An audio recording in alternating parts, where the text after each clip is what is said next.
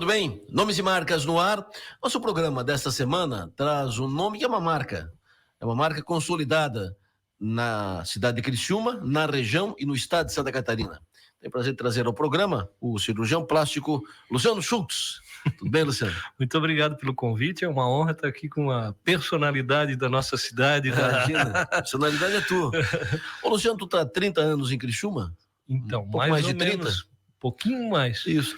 E tu ainda tem aquele sotaquezinho ilhéu, né? Não perde? Isso aí a gente não perde. Mas tu tá familiarizado com Criciúma como se tivesse nascido aqui, né? Não, eu já tenho, digamos, burocraticamente falando, o título de cidadão honorário, mas a cidade de Criciúma com certeza está no meu coração, o time do Criciúma. Eu era torcedor, eu digo era, né? Olha bem a importância. Era torcedor, que a gente diz que nunca deixa de ser. Na verdade, eu tenho toda a simpatia pelo Figueirense, morava perto do campo do Figueirense, eram os jogos que eu ia assistir com meu pai, com meus irmãos, família toda, mas mudei para cá, sou torcedor fervoroso do Criciúma, tenho cadeira lá, já tive até camarote, vou direto nos jogos, então abraçamos mesmo a cidade. Meus filhos criei aqui, educação foi aqui, então realmente Criciúma já corre nas minhas veias, a pirita já corre nas veias. Luciano, me conta do início da tua vida, o teu pai era médico, por que tu foi para essa caminhada, o que tu fazia antes da medicina? Não, na verdade assim, meus pais são professores, né? Claro, aposentados, já estão na casa dos 80 anos. Meu pai era professor da Universidade Federal e a minha mãe professora na esfera estadual, vamos dizer assim. Ela era diretora de escola na época que eu me lembro de pequeno, assim, né? E o meu pai dando aula sempre na universidade. Com isso eu tive a chance de fazer todo o meu segundo grau, eu digo assim, eu fiquei 19 anos, se eu não me engano, na Universidade Federal. Porque eu entrei na 5ª série do ginásio, no colégio de aplicação, que era um colégio mais direcionado aos filhos de professores e funcionários, tinha uma pequena cota, vamos dizer assim, para a comunidade, mas a maioria eram filhos de professores e funcionários, um colégio de excelente qualidade. Eu fui para lá na 5ª série, então 5ª, 6ª, 7ª, 8ª, já foram 4 anos, depois os 3 anos do segundo grau, 7 anos, depois os 6 anos da medicina, 19, porque fiz lá na Federal o curso de medicina, e em seguida eu fiz 3 residências médicas, todas no HU, mais 6 anos, então foram 12 anos de medicina. Se somar isso aí tudo, na minha conta dá 19 anos dentro da Universidade Federal. Depois disso, logo que eu me formei, essa formatura na medicina foi em início de 93, e nessa época que eu conheci Criciúma, porque a gente recém-formado, começando a residência médica, eu vinha para cá para fazer plantões no pronto-socorro do São João Batista. Não era cirurgião plástico ainda? Não, porque a residência de cirurgia plástica ela é demorada, né? Normalmente as residências médicas mais conhecidas levam no mínimo 2 a 3 anos. A minha de cirurgia plástica levou 6 anos, porque eu tenho que fazer antes cirurgia geral, para depois fazer a cirurgia plástica. Então foram 6 anos de curso de medicina, mais 6 anos de residência, são 12 anos de formação no total. Então eu vinha para cá como médico, fazendo a residência. Fazia plantões de final de semana para ter aquele rendimento extra, enfim, trabalhar também. Eu atendia pronto-socorro direto. E fazia residência. Ao longo dessa caminhada... Generalista, tu vinha para cá, médico generalista, clínico geral. Generalista, exatamente. Eu, na primeira vez, quando eu comecei aqui, eu fazia residência de cirurgia geral, tinha todo aquele conhecimento da área clínica e cirúrgica. Ficava no plantão do pronto-socorro ali do São João Batista. Nessa época, o São João Batista atendia tudo, né? Inclusive SUS. Depois, com o tempo, ele acabou se transformando só em particular e convênios, né? E assim, nessa caminhada por Criciúma, que eu praticamente só vinha aos finais de semana, era bate e volta, literalmente, eu acabei conhecendo que a cidade tinha uma demanda pela área da cirurgia plástica, tinham poucos profissionais na época, basicamente só 2, que era o doutor Renato Besbate e a doutora Ingrid, na época. Então eu sabia que havia uma demanda e Florianópolis, mesmo naquela época, já estava super populada nessa área. Então eu, ao longo do tempo que fui trabalhando aqui, também fui gostando da cidade e vi que também pelo lado, digamos, mercado de trabalho seria bom para mim. Assim, quando eu terminei minha residência, que foi exatamente há 25 anos atrás, 1999, eu comecei aqui a trabalhar daí como cirurgião plástico, né? Não fazia mais plantão. E por que tu escolheu a especialização da cirurgia plástica? Então, a cirurgia, como eu estava contando, eu não tenho parentes médicos, pai médico, mãe médico, que sempre é uma fonte de inspiração. Hoje a minha filha faz medicina, meu filho está prestando vestibular nesse momento para medicina, de certa maneira tem esse estímulo dentro de casa, da profissão e tal. Eu sempre fui encantado pela medicina, mas não tinha nenhum médico parente ou nada assim. Eu não sei te dizer exatamente da onde, mas eu tinha um encantamento pela medicina. Eu não sabia, filho de professores, sem parentes médicos, eu não sabia nem de longe que existia essa tal especialidade de cirurgia plástica. Para mim existia a medicina. E para mim nessa época, lá dos 16 anos, 15 anos, eu fiz vestibular, eu entrei na universidade com 16. Com 16 anos, porque eu faço aniversário no meio do ano, então eu só fui... quando eu entrei na universidade, eu tinha 16 ainda. Nessa época de adolescente e tal, para mim existia uma coisa, eu ia ser médico, eu não me via engenheiro, advogado, não existia plano B, era ser médico. E nessa época, ser médico, para mim, também era sinônimo de ser cirurgião. Agora, que cirurgião? Na minha cabeça só existia o cirurgião geral. Claro. Eu nem conhecia as especialidades, não tinha essa convivência com a área médica. Ao longo da faculdade, naquela época diferente de hoje também, eu comecei a ter, eu acho que uma sorte, e alguns amigos daí do meu pai que ajudaram muito, a ter contato já na quarta fase de medicina, que é bem inicial, a ir a plantões. Tinha um grande amigo do meu pai que era intensivista, então eu ia nos plantões com ele na UTI, e lá ele sabia que eu gostava era de cirurgia, não era de UTI, mas ele sabendo disso me dava umas aulas lá, ele era cardiologista, e me levava para o pronto-socorro e falava com os colegas lá, deixa esse cara aqui, quando tiver uma suturinha, aí um acidente, alguma coisa, você deixa ele participar. Cara, na quarta fase, eu já dava ponto, eu já entrava em cirurgia, já fazia um monte de coisas, e ali um dia, num desses plantões, um cara que fazia plantão lá, e também fazia cirurgia plástica, ele fazia as duas áreas, cirurgia geral e cirurgia plástica. Aliás, ele é aqui numa região pertinho da nossa, curiosamente, que é de Armazém. Ah, sim. Que bem perto. O doutor Nicolau Cruel. O doutor Nicolau Cruel era um cara assim, até hoje ele é muito ativo, ele fazia cirurgia torácica, era muito amigo do Gorini aqui, que faleceu há pouco tempo, do Porciúncula. Porciúncula Gorini. Então conheci o Porciúncula, o Porciúncula era muito amigo dele, e o Nicolau me trazia para Armazém, me levava e foi o Nicolau que começou a fazer algumas cirurgias plásticas e eu entrar junto com ele aqui em Armazém. Ele vinha fazer cirurgia de mama, de abdômen. Eu disse, pô, mas que troço legal. Eu não sabia daquilo, eu não conhecia. Com aquilo lá eu me encantei. E aí eu já comecei mesmo na faculdade a, digamos assim, procurar essa área com as pessoas que davam aula. Dr. Rodrigo Dessa Neves, que foi meu grande mentor, né? Meu professor, depois na residência, me dava todas as chances de acompanhar. Doutor Chanico, tão famoso, né? João Francisco do Vale Pereira, até hoje um grande amigo, abriram portas, me deram oportunidades. Então eu, desde mesmo antes de fazer a residência, eu já acompanhava a cirurgia plástica. E daí eu só pensava naquilo, não existia mais nada. Então esse encanto pela cirurgia plástica nasceu ao longo do caminho, quando eu conheci a especialidade. E foi dali que surgiu. Então, no Hospital Universitário não existia ainda residência em cirurgia plástica, ela só foi abrir lá no ano de 96, e eu fui o primeiro residente da cirurgia plástica do estado de Santa Catarina. E aí, pensa numa bucha, meu amigo. Hoje em dia, tu entra numa residência, existe todo um staff dos residentes que já ali atuam, já ali trabalham lá. Eu era o único, eu tinha que dar conta de todo o serviço. Mas sozinho. Foi o primeiro residente no estado? Fui o primeiro. Sim. Até hoje só existe residência de cirurgia plástica lá no HU. Continua sendo só aquela. Fora dali tem Porto Alegre, São Paulo, tem outros lugares, outras cidades. Mas no estado, só no HU. E até hoje, né, só existe essa residência no estado. E eu fui o primeiro. Porque normalmente são 3 anos a residência. Quando você entra com a residência já funcionando, tem o cara que é o R1, que é o R2, tem o R3, então tinha os estagiários. Então tem 3, 4, 5 ali caras para tocar a residência, vamos dizer assim. Eu, quando entrei, não tinha ninguém, eu era sozinho, então eu tinha que fazer tudo, né? A viagem bacana. O que ao mesmo tempo me dava muito trabalho e tal, mas ao mesmo tempo eu tinha todas as oportunidades no meu colo, né? Não dividia com ninguém. Lógico. A cirurgia plástica em si, ela tem vários nichos, né? Sim. Vários nichos. Pode ser corretiva a pessoas acidentadas, e tem da estética, da beleza. Exatamente.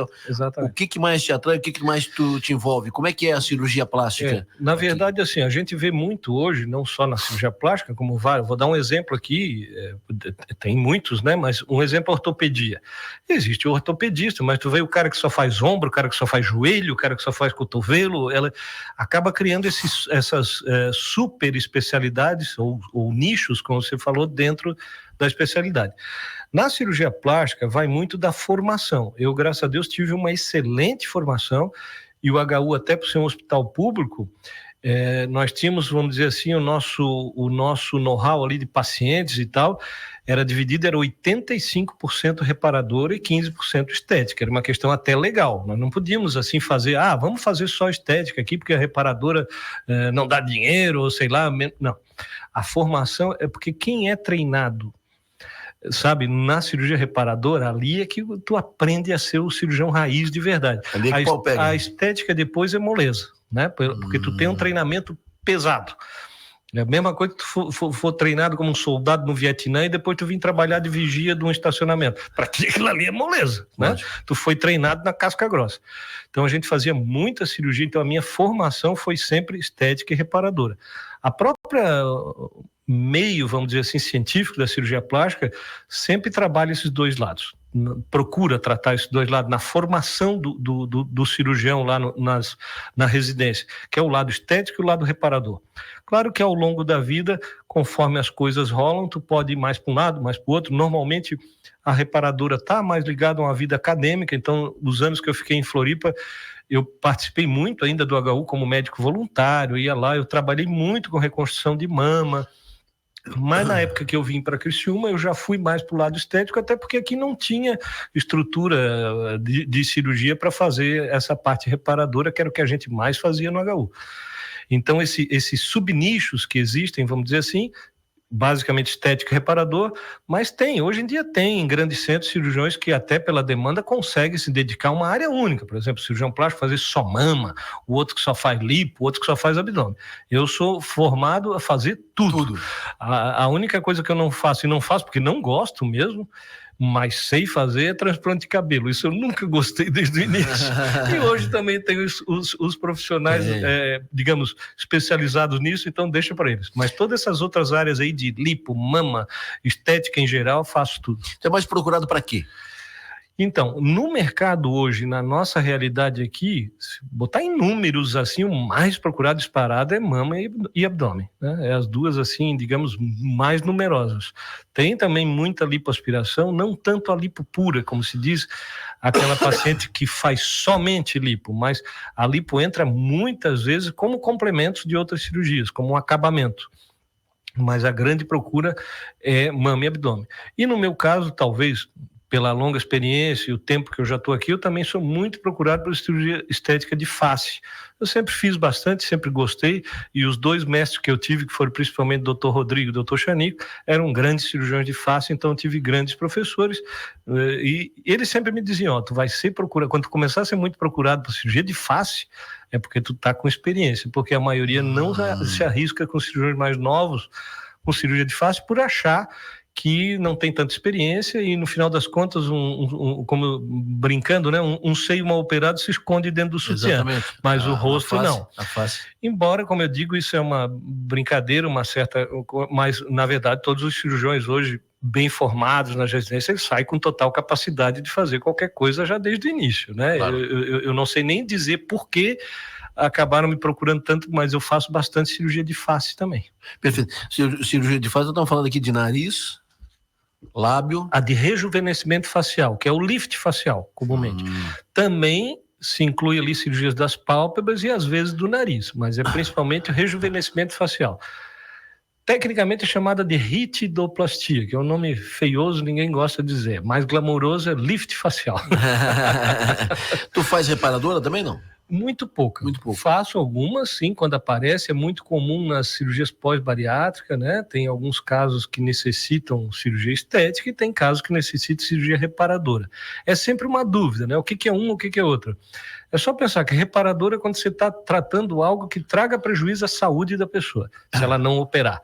Né? Enquanto que na estética sobra de pele não mata ninguém. Então, às vezes a pessoa emagreceu muito, tem só sobra de pele, é uma cirurgia só para ficar melhor com a sua autoestima e tal, é uma cirurgia considerada estética. Tem pessoas que com grandes emagrecimentos têm sobras de pele que levam a problemas de infecções, hérnias, etc. Daí você tem que fazer uma cirurgia não tanto pela estética, mas também pela questão funcional. Cirurgia bariátrica, na estética, ela funciona ou ela é 80%, por grande maioria, reversível? O cidadão volta a ficar gordinho. Cara, a bariátrica, quem faz a cirurgia bariátrica, literalmente, são os cirurgiões do aparelho digestivo. Isso. Então, eu diria assim, a bariátrica salva vidas, porque as pessoas com obesidade mórbida vão morrer precocemente pelas Exato. complicações associadas a essa obesidade, principalmente diabetes, pressão alta e outras. Então, fazer cirurgia bariátrica é, em primeiro lugar, uma opção por ficar mais tempo aqui nesse plano. Agora, alguns têm sim os chamados reganhos de peso, porque você faz a cirurgia, se não mudar os hábitos alimentares e tal, vai ter reganho de peso, então algumas pessoas passam por isso, e existem até tratamentos para, digamos, modificar a cirurgia que foi realizada, existem vários tipos de cirurgia bariátrica. Mas na minha área, praticamente, a gente não trata a cirurgia bariátrica, mas trata a consequência dela, que é essas grandes sobras de pele, nas grandes perdas de peso, né? Não só por bariátrica, mas comum bariátrica, mas tem pessoas que fazem dieta e perdem 30, 40 quilos que precisam também de tratamento. E tira fácil? Não é tão fácil não, mas dá trabalho. Normalmente o pós-bariátrico dá mais trabalho que vamos lá, uma mulher que perdeu 50 quilos e precisa tirar uma pele do abdômen não é a mesma coisa que uma mulher que teve uma gestação e tem só uma flacidez ali secundária da gestação. Porque no pós-bariátrico, digamos assim, o organismo ficou judiado pela fase de obesidade. Então é uma pele sofrida, que não é tão bem vascularizada, que não tem tanta elasticidade. Então é como eu digo assim, se eu fosse um costureiro, eu tenho que fazer uma roupa bonita para um jantar de gala. Aí o cara me traz um tecido velho, poído, frouxo, sem elástico, cansado. E o outro tem um tecidinho novo saído da loja. Então esse tecido que a gente trabalha, essa matéria-prima tão nobre que é a pele, cada um tem a sua, então tem peles melhores, peles piores, e os pós-bariátricos, pelo sofrimento do emagrecimento, do sofrimento da pele, né, de distensão, e depois ela sofre muito e é uma pele judiada, por isso dá muito trabalho, e óbvio que os resultados são muito bons, mas não se compara aos resultados de quem não é pós-bariátrico. Claro. Se o Ney Lopes estivesse aqui, diria que o Luciano Schultz é o cirurgião das celebridades da cidade, né? Grande amigo, Ney. Grande irmão, né? Das Lulu, de fino trato, né? Mas tu tem também um trabalho que tem um braço social aqui e ali. Fale sobre isso. Então, a gente tem aqui, essa é uma coisa como eu fui ensinado, criado, educado, fiquei 19 anos dentro de uma universidade gratuita, pública, eu sempre me senti, entre aspas, em dívida com a sociedade. Eu acho que eu tive uma oportunidade que poucos têm, de absolutamente de maneira gratuita ter uma formação. Então eu sempre busquei fazer alguma coisa. E não tem nada melhor que você poder ajudar os outros, já te dá essa sensação maravilhosa de dever cumprido, de satisfação, de retorno como ser humano. Mas ainda mais quando você pode ajudar com aquilo que você sabe fazer, né? Eu digo, o cara é um empresário, tem dinheiro, ele pode comprar algo e dar para alguém e ajudar alguém. Não, eu faço isso com as minhas mãos, com o meu trabalho. Então a gente desenvolveu nos últimos anos aqui uma parceria, uma asa dessa, vamos dizer, com o bairro da Juventude, onde lá a gente faz gratuitamente, 100% gratuito, as cirurgias de orelha de abano, que já pode ser operado desde os 7 anos de idade, como lá no bairro, né? Tem desde o berçário até lá aos 18 anos, então não importa a idade, se é 8, se é 10, se é 12, se é 15, se é 18, paciente lá, enfim, o estudante lá procurou, a equipe lá manifestou vontade de fazer a cirurgia de orelha, nós já fizemos algumas dezenas, aí a gente avalia, faz a cirurgia absolutamente gratuita. E depois disso surgiu uma época, quando eu estava em Florianópolis, a minha mulher tinha uma loja de moda infantil, vamos dizer assim, e a gente de vez em quando fazia as festinhas na loja para fazer algum evento, alguma promoção. E nessa época a gente ajudava lá um asilo e a gente teve a ideia e fez um sucesso tremendo que a gente fazia no asilo como se fosse festinha de criança, quando tinha aniversário. A gente ia lá uma vez por mês, reunia, quem dos idosos aqui fez aniversário no mês, tal. Daí a gente fazia uma mesa de salgadinho, docinho, guloseima, chapeuzinho, bolinho, legal. Enfim, às vezes levava até recreadores, como se fosse uma festa de criança. Daquela ideia ali surgiu, os idosos muitas vezes, principalmente esses que estão em asilos, que são meio, entre aspas, abandonados às vezes, se sentem e voltam a ser crianças, né? Então, assim como a gente está fazendo no bairro da Juventude alguma coisa pelas crianças, o que será que eu podia fazer para os idosos? Mas daí tu vai fazer o que num asilo? Tal, ficamos pensando no que fazer. E surgiu a ideia, e aí teve, né, junto a FASC, né, que eles têm aquele centro de convivência da terceira idade ali. Aqui na Próspera. Que agora está ali do lado do Parque das Nações. Que na época eu comecei, era lá no morro, no morro da TV lá. Isso. E lá a gente começou a fazer um trabalho, então, com os idosos que são carentes, e daí quem faz essa avaliação é a equipe da assistência social, né, deles, fazem esse cadastramento, vamos dizer assim, e as pessoas que são carentes, todos têm que participar da FASC, são acima de 60 anos e têm a necessidade de operar as pálpebras, normalmente por uma questão de prejudicar o campo visual. Então, toda semana isso está rolando. O bairro da Juventude fica assim, tem hora que aparece alguém, tem hora que não aparece, fica muito na autodemanda, vamos dizer assim, o que surgir. As minhas meninas, meus meninos ali, que eu digo da FASC, mas toda semana são 4 ou 6, pelo menos, operados continuamente desde que eu comecei. Amanhã de manhã, por exemplo, tem 2 lá para operar e 2 para ser avaliado. Toda semana é no mínimo 2 pessoas operadas, de 2 a 4 conforme a semana.